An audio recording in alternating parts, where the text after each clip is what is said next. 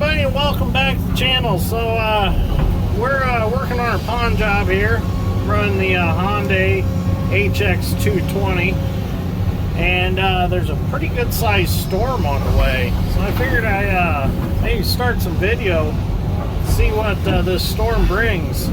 So it's been going across northern Indiana for probably a good hour and a half now, and it's now getting to our part of the state, and I guess it's pretty high winds, like 80-mile-an-hour winds. Tornado sirens have been going off. My girlfriend, she works at the post office, and right now they are in the post office hiding. The power's out because I guess it took down some power lines somewhere and caused a power outage. So I thought, well, we'll turn the camera on and see what kind of storm we get to ride out in the old HX220 today, or this afternoon. So definitely cooled off quite a bit out here. It was pretty hot, and it's almost like the sun's going down now. So we'll see what the weather is. Now, if it gets real bad, we'll go crawl up in the track frame of the 270 and hide. Or we'll scratch us a hole and dive in the hole, park the excavator over the top of it or something, I don't know. Oh man, it's getting black fast. I guess the storm's moving like 50 miles an hour or something crazy. Well, we're going to keep digging until it gets here. Yeah, you can see how dark it's gotten already. Look at that. Look at the sky. Whew. Oh boy. I'm going to take my glasses off. It's not as dark on the screen of the camera, but it's getting dark, let me tell you. I have to close up the cab here pretty soon. So, Dave from Harding's took us to lunch, and after he got back from lunch, he went over some things with me on the HX220, and we've got it in full power mode, which is very impressive. It was set to a mild power mode for being on the rentals. They cut them back a little bit so nobody tears anything up, but now she's got some serious power. I mean, the breakout force is really good now in this hard white sand, or gray sand, whatever you want to call it. It just peels it right up. I mean, look at that. I'm really impressed with the strength of this machine. That is a 54-inch bucket. I only run a 48-inch bucket on the 200. I better start swinging the other way so I'm not getting dad strength away. Those birds flying in that storm, that's interesting. I wonder if we're going to get some rain or not.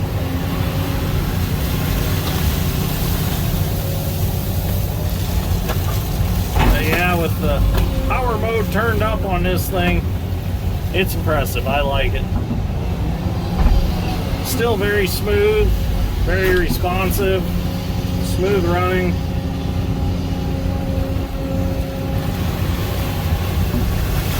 Dad's strength just looked at the storm and shrugged his shoulders. Oh boy. Oh boy. Here comes the wind.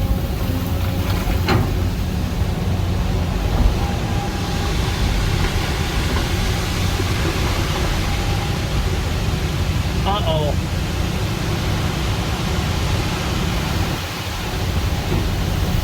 No. Window going down.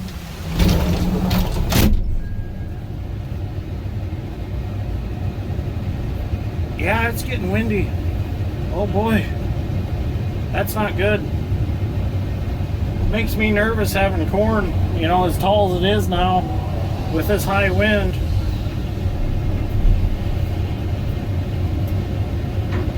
Look at the waves on the water. Holy crap.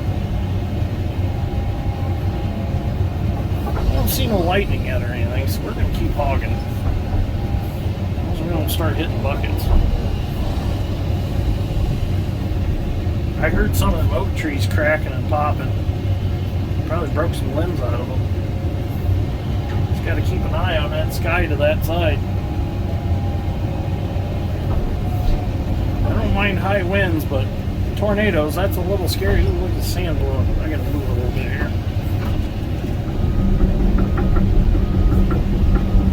Hey, we get to try the windshield wipers out.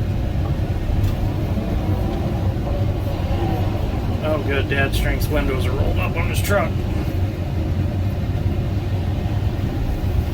Oh, sand blowing off the pile over there.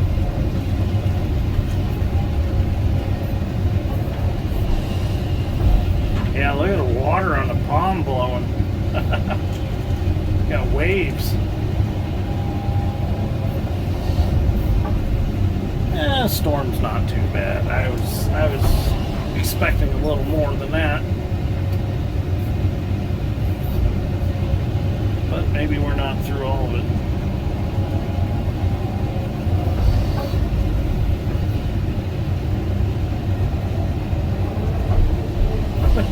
Dad's strength never did put the windshield down. He ain't scared. A little bit of rain cool him off. Probably enjoying it.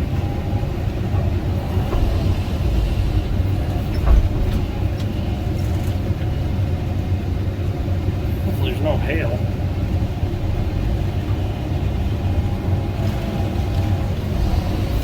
Raining pretty good now. Let's try out a wiper here. We got a wiper. Oh yeah, look at there.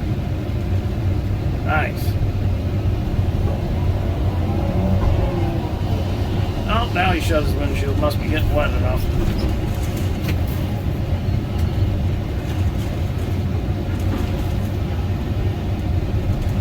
Starting to clear up a little bit too. Just down here building wall.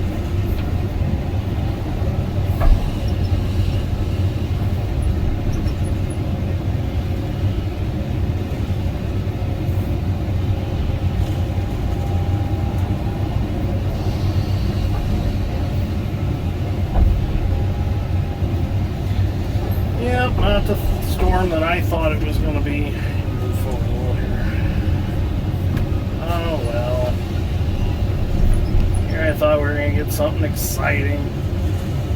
It was at first, but then it got boring.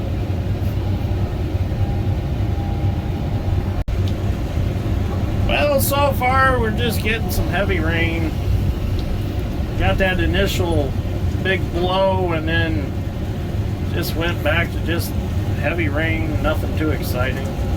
Dad said there are some trees down on the road on in front of this job site, and then over across the street where we backfilled for the basement, I guess a tree limb fell off a tree and hit the new house already.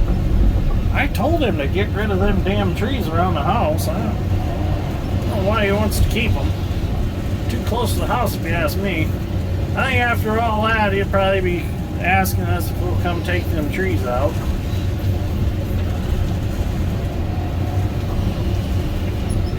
So we're about done with this strip. Almost to the end here. I will say the windshield wiper does a beautiful job. Oh no, here comes Jose. He's probably coming back here to yell at us for being out in the storm.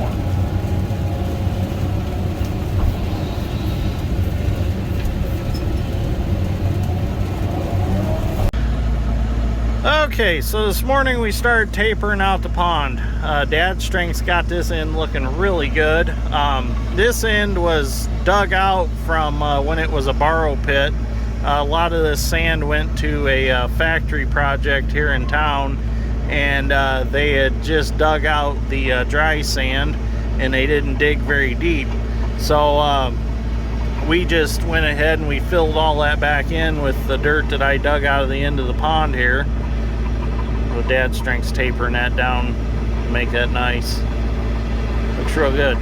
So all we got left to dig is across the other end, this width. I just have to dip the Phragmites grass out, get rid of it.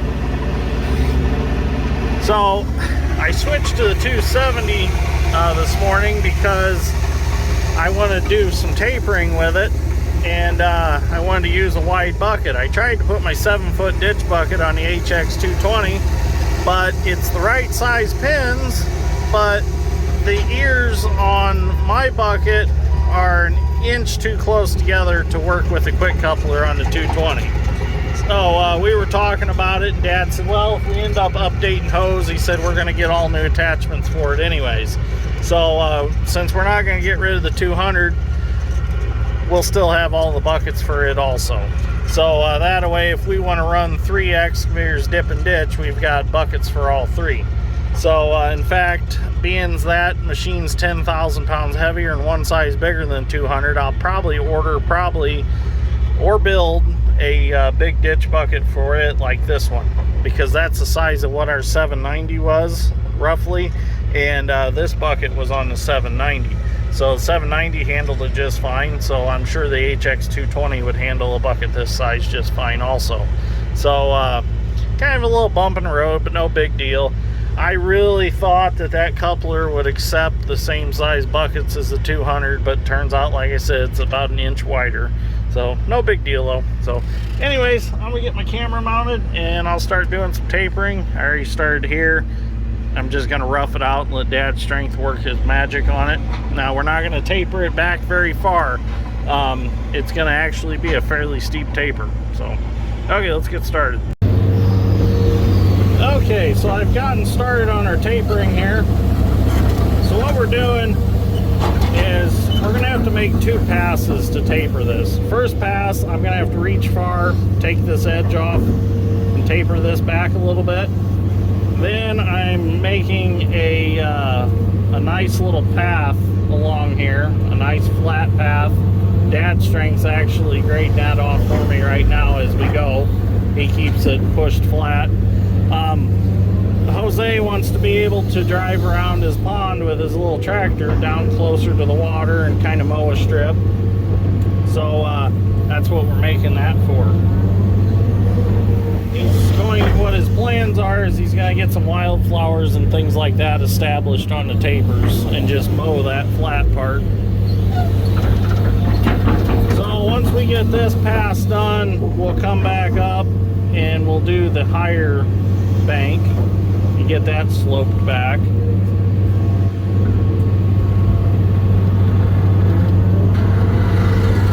There's just nothing better than a good smooth edge bucket for doing these tapers, especially a wide smooth edge like this one. I did do some tapering with the HX 220. Worked really good. I have no complaints with it as far as grading and stuff like that. But I figure I'd hop in the 270 just so we can get it done. Get it done quickly with the wide bucket.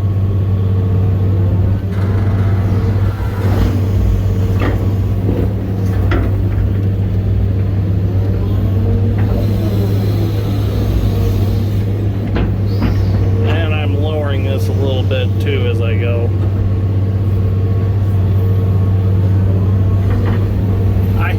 A viewer commented last night, and I've had this comment before. People are amazed how I can narrate and dig at the same time. The thing about running an excavator is when you've done it as long as I have, digging gets to be as easy as breathing. You know, it just becomes a just an automatic thing. You know, I don't really have to think about it to dig anymore.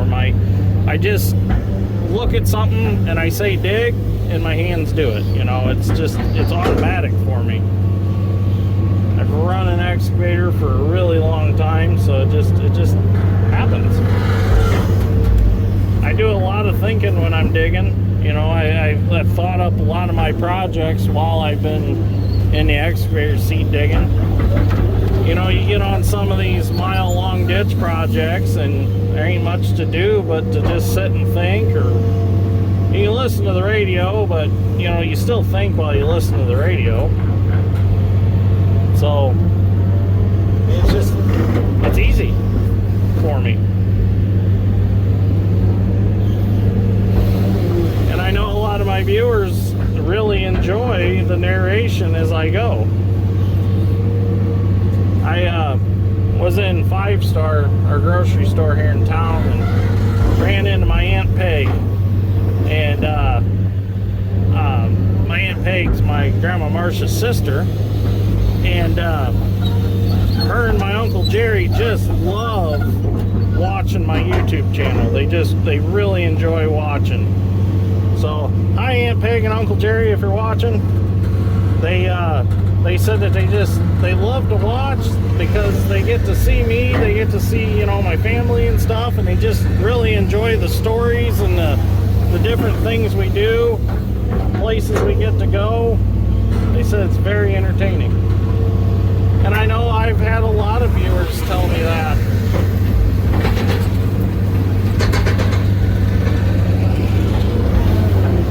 Go ahead and dip this out real quick.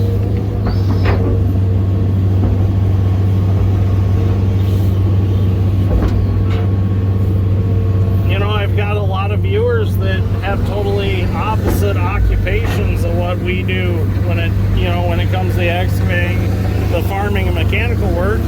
So, you know, they're curious to see how things work and how others live their lives. So they watch the channel, you know, they enjoy getting to see that, you know. We do have unique lives, you know. We work a lot of hours. We do a lot of things. We go on a lot of adventures.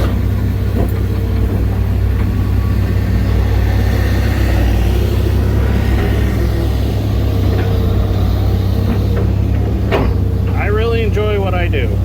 It's kind of obvious, isn't it?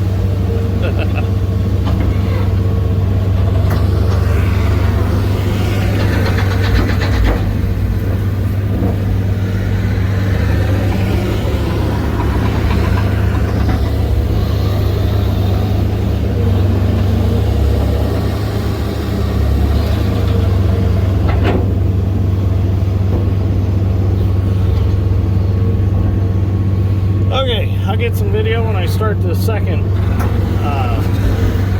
level of tapering. Okay, now we're starting our second taper.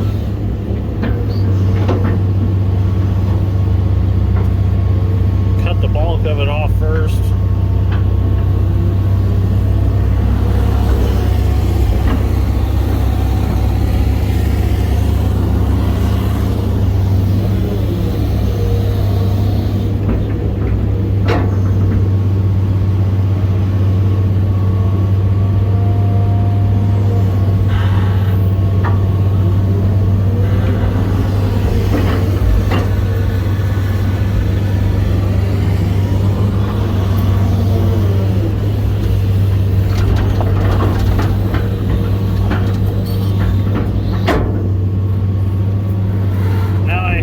Bucket into the already dug area so I can watch it, so I can kind of use that as a guide as I go along to try to get it uniform.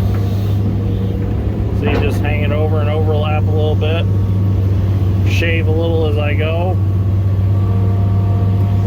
If my tracks stay parallel to the cut and I stay swung parallel to the tracks, I'll end up with a nice straight taper, or within tolerances, I guess you could call it. It doesn't have to be perfect, but I want to try to get it close to perfect. Somebody took the grease gun out of my service truck. We're going to go to lunch here in about 10 minutes anyways. I'll grab my grease gun from the shop.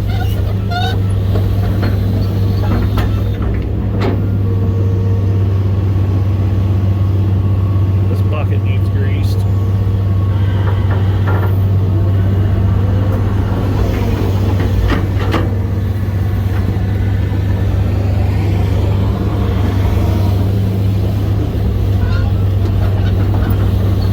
Once I'm done with it, I'll go to the end and I'll sit and look at it, and if I see a spot where I feel that it needs shaved off, I'll just simply come back and shave it off and make it look nice.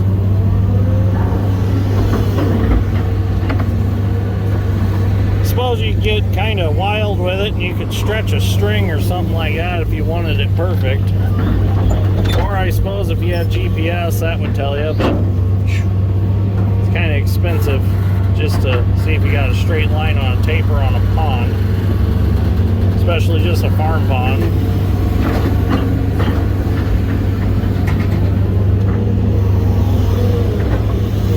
It's not like this is a retention pond, you know, somewhere by a big building or something that you want perfectly uniform so it looks good.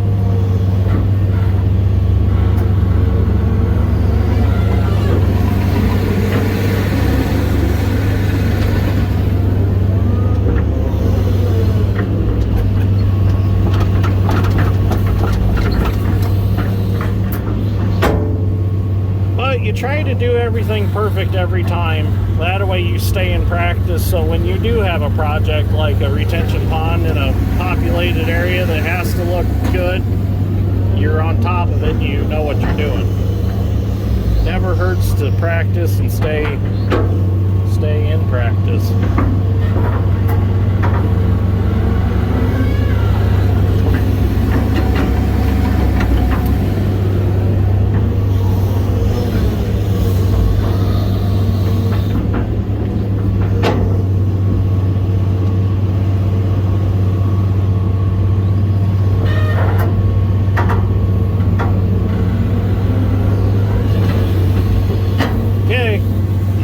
Tapering, and then I'll get a video when we're all done. Well, we're just about done with the pond. Dad's working on the last little bit. I went along the bottom down there with the 220 and reached out in the water and drug back any sediment that had washed in over the years. Got some depth put on that. Now Dad's just going through, lowering the shelf, dipping it out, and Dad's strength's gonna grade it off. And then Dad'll taper the higher bank back like I did on that side all the way across.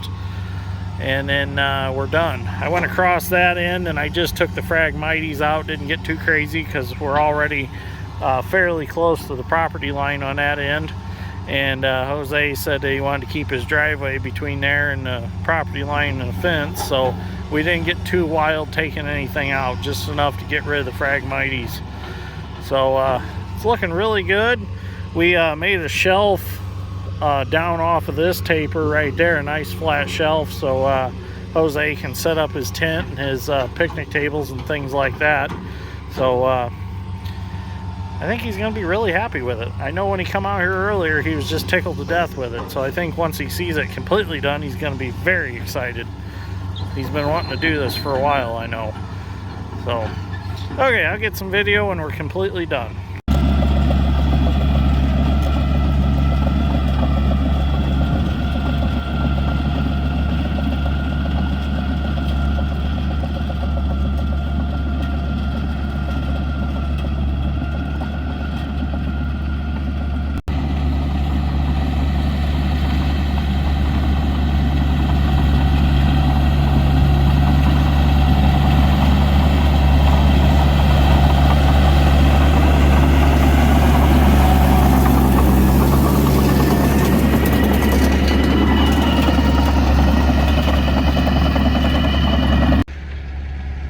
Well, there we go. We're all finished with this pond project. Dad's strength's going to finish touching up over there. We went ahead and we drug all that dirt down and graded it all off real nice so Jose can mow it when the vegetation grows back on it.